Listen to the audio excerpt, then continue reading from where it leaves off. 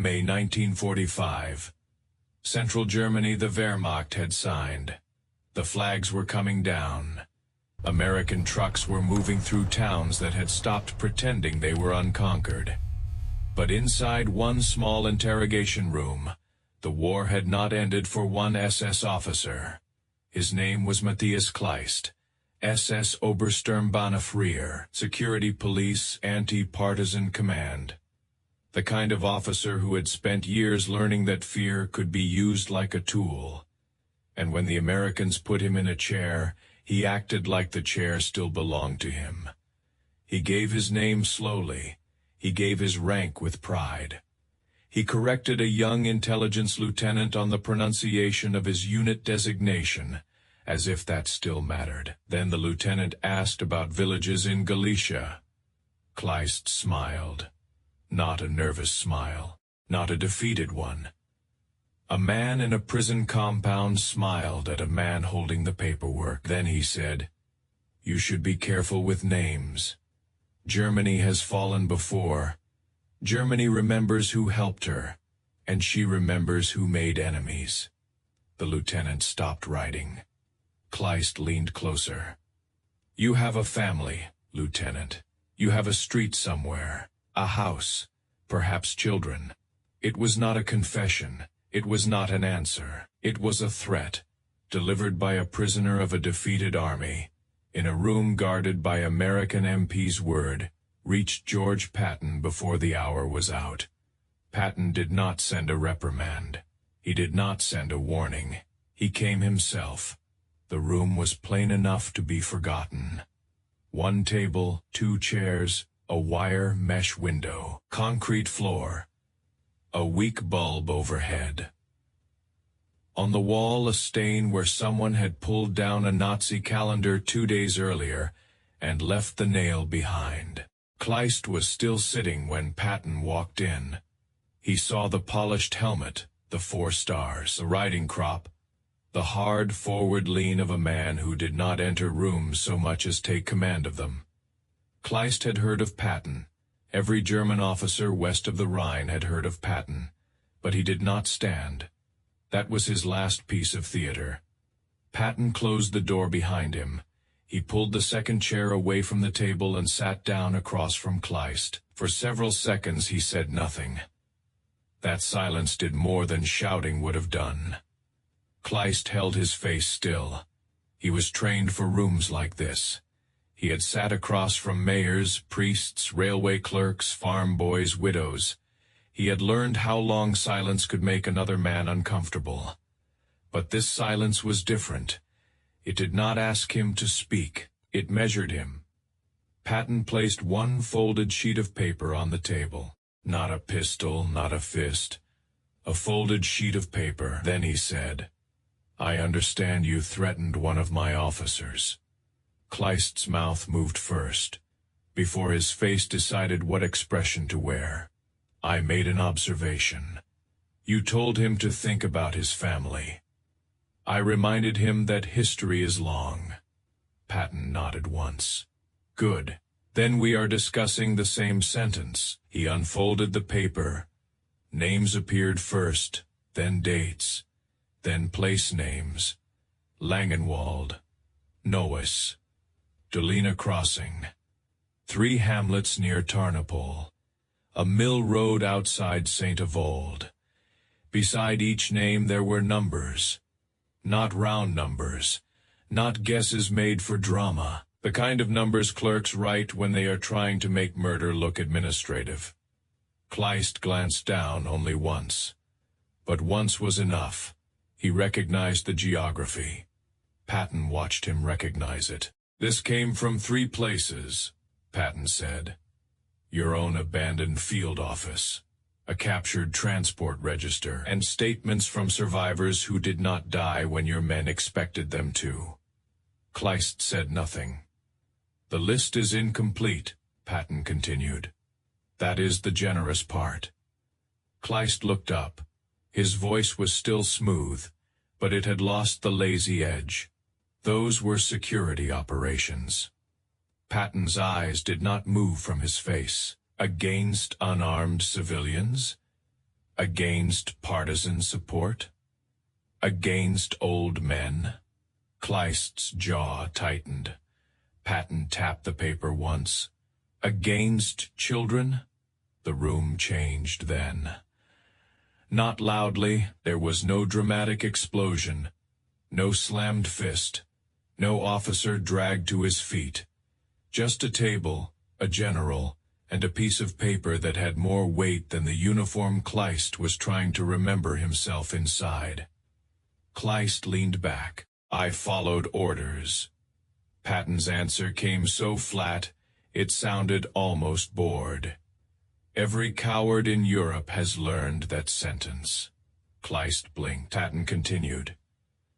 The men building the cases for these crimes are not going to let that sentence carry you out. Not when your name is on the orders. Not when the transport lists match the dates. Not when witnesses can put your car at the roadblock and your adjutant at the churchyard. He slid the page closer to Kleist, read the top line. Kleist did not move. Patton's voice hardened by 1 degree. Read it. Kleist looked down. At the top of the page, typed cleanly in English, was his name, Matthias Kleist. Under it, Commanding Officer, SS Security Detachment, attached to Rear Area Suppression Operations, 1943 to 1944. Below that, there were 29 entries. 29 places. Not stories. Entries. Patton said, You walked into this room believing the future might still belong to men like you. Kleist looked up slowly. It often has. Not today. Patton did not raise his voice. That was what made it worse. He was not performing anger. He was delivering inventory. The Reich surrendered unconditionally. The men you expect to remember you are either prisoners, corpses, or learning new names in farmhouses. The offices you trusted are open drawers. Your files are in our hands. Your couriers are talking. Your clerks are saying they only typed what they were told. Kleist's breathing changed barely, but it changed. Patton noticed. You threatened a lieutenant because you thought he was alone in the room with you. He leaned forward. He was not. Kleist's eyes flicked toward the door, where the MP stood outside. Patton shook his head. I don't mean guards. He touched the paper. I mean this. I mean the witnesses.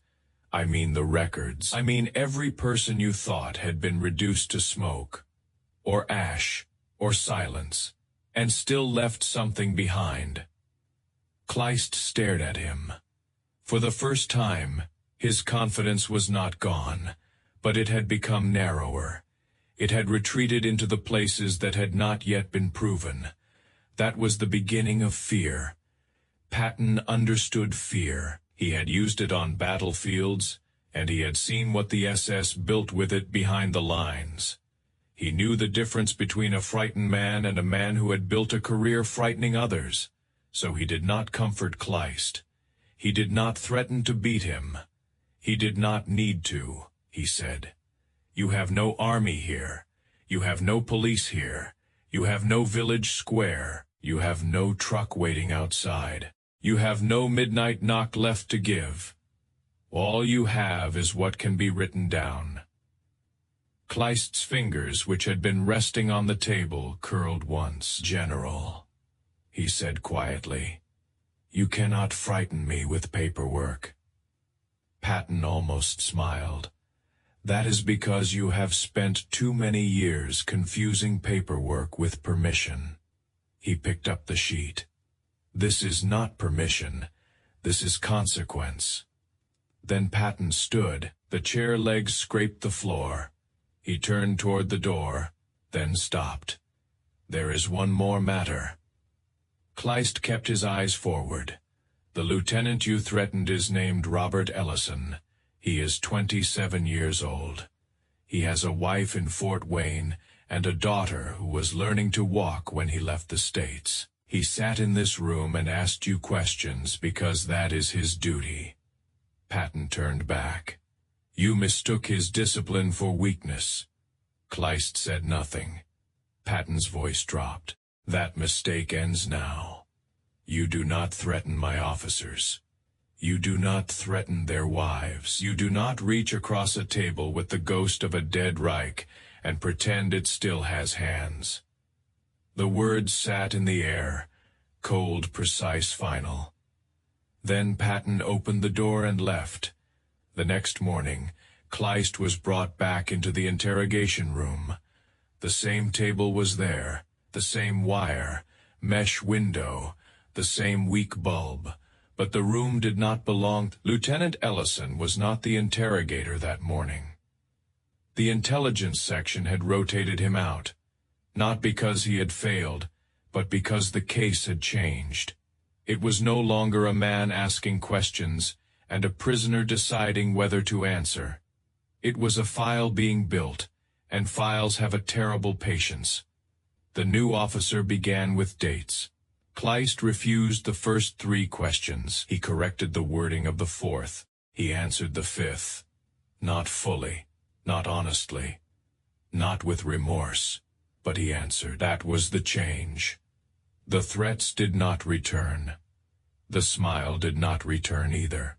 By afternoon, he admitted the detachment had passed through 2 of the villages named on the list. By evening, he claimed the burnings had been conducted by another unit.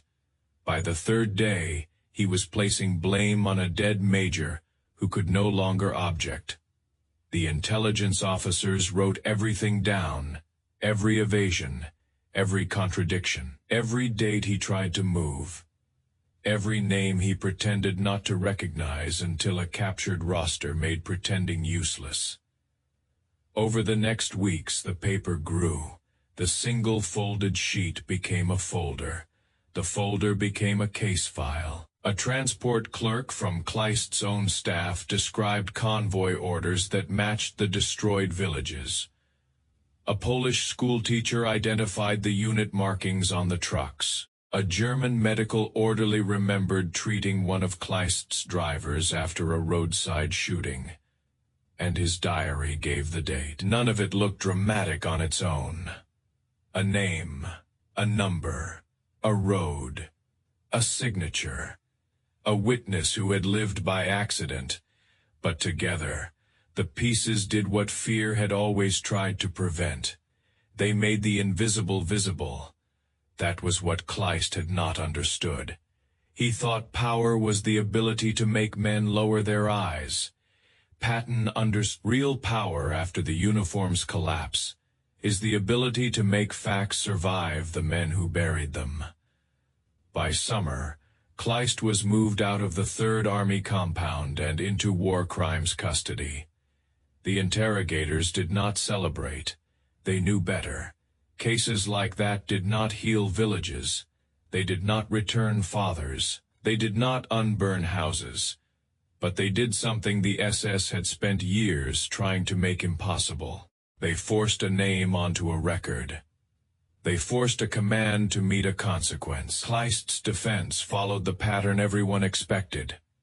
Military necessity, rear, area security. Partisan support, confusion in retreat. Orders from above.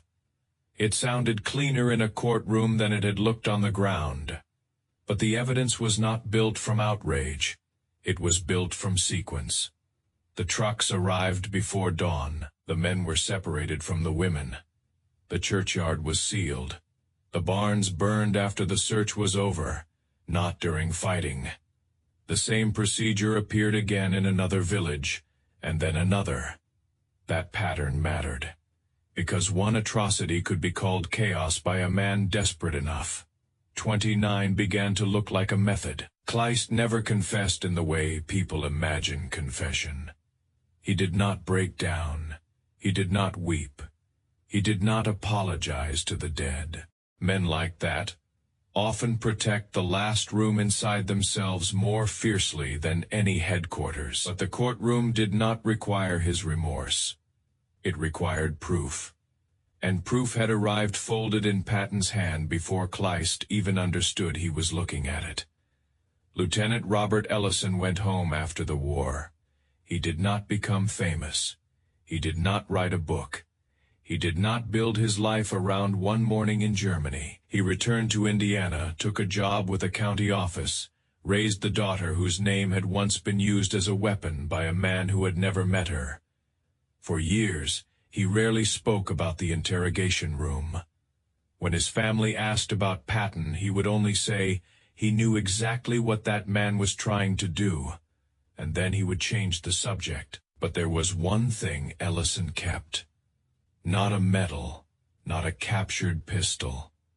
A carbon copy of one page from the file. At the top was Kleist's name.